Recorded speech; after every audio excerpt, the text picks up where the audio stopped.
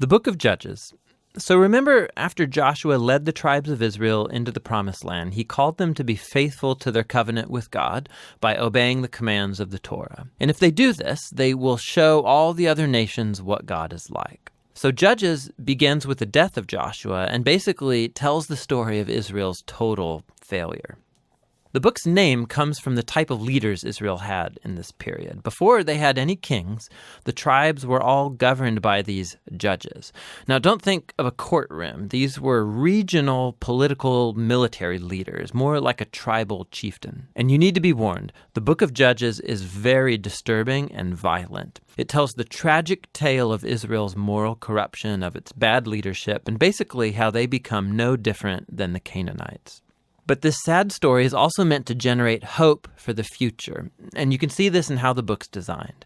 There's a large introduction that sets the stage for Israel's failure as they don't drive out the remaining Canaanites. Then the large main section of the book has stories about the growing corruption of Israel's judges, and the progression here shows how Israel's leaders go from pretty good to okay to bad to worse. The concluding section is really disturbing and shows the corruption of the people of Israel as a whole. So let's dive in and we can explore each part a bit more.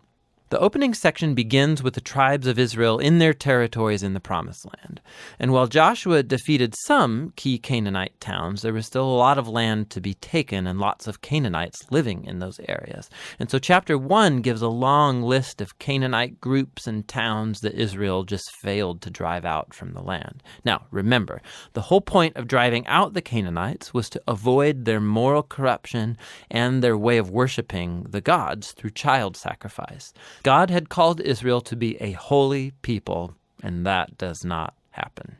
Chapter 2 describes how Israel just moved in alongside the Canaanites and adopted all their cultural and religious practices. And it's right here that the story stops. For nearly a whole chapter, the narrator gives us an overview of everything that's about to happen in the body of the book. This part of Israel's history, the narrator says, was a series of cycles moving in a downward spiral. So Israel became like the Canaanites, and so they would sin against God. So God would allow them to be conquered and oppressed by the Canaanites, and eventually the Israelites would see the error of their ways and repent.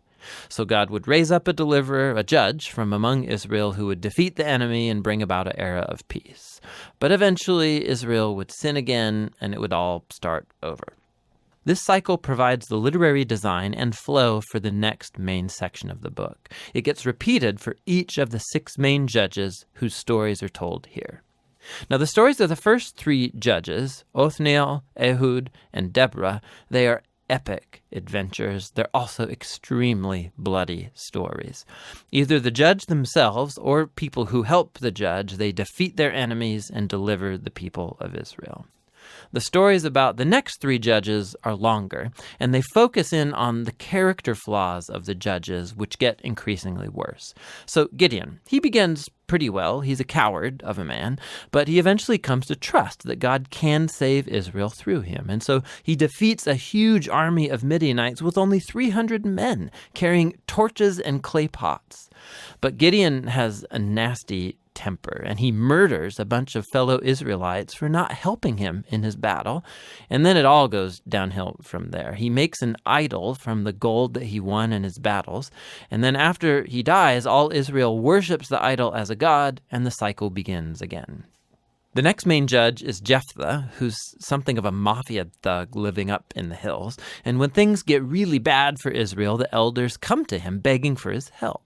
And Jephthah was a very effective leader. He won lots of battles against the Ammonites, but he was so unfamiliar with the God of Israel, he treats him like a Canaanite god. He vows to sacrifice his daughter if he wins the battle. This tragic story, it shows just how far Israel has fallen. They no longer know the character of their own God, which leads to murder and to false worship. The last judge, Samson, is by far the worst. His life began full of promise, but he has no regard for the God of Israel. He was promiscuous, violent, and arrogant. He did win brutally strategic victories over the Philistines, but only at the expense of his own integrity, and his life ends in a violent rush of mass murder. Now, a quick note here. You'll notice a repeated theme in the main section of the book, that at key moments, God's Spirit will empower each of these judges to accomplish these great acts of deliverance. Now, the fact that God uses these really screwed up people doesn't mean he endorses all or even any of their decisions. God is committed first and foremost to saving his people, but all he has to work with is these corrupt leaders. And so work with them he does.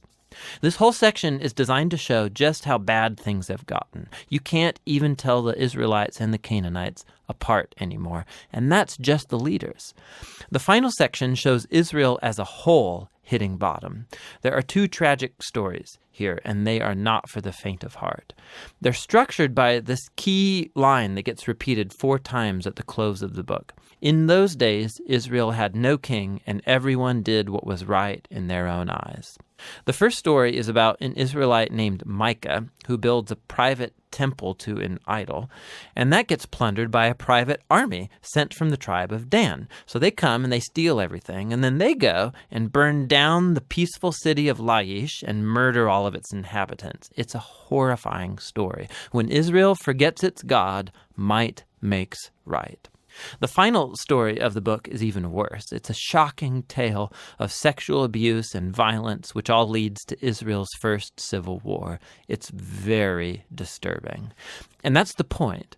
These stories are meant to serve as a warning. Israel's descent into self-destruction is the result of turning away from the God who loves them and saved them out of slavery in Egypt. And now Israel needs to be delivered again from themselves. The only glimmer of hope in this story is found in this repeated line in the last part of the book. It actually forms the last sentence of the story. Israel has no king. And so the stage is set for the following books to tell the origins of King David's family, the book of Ruth, and also the origins of kingship itself in Israel, the book of 1 Samuel. But the story of Judges has value as a tragedy. It's a sobering explanation of the human condition, and ultimately it points out the need for God's grace to send a king who will rescue his people. And that's the book of Judges.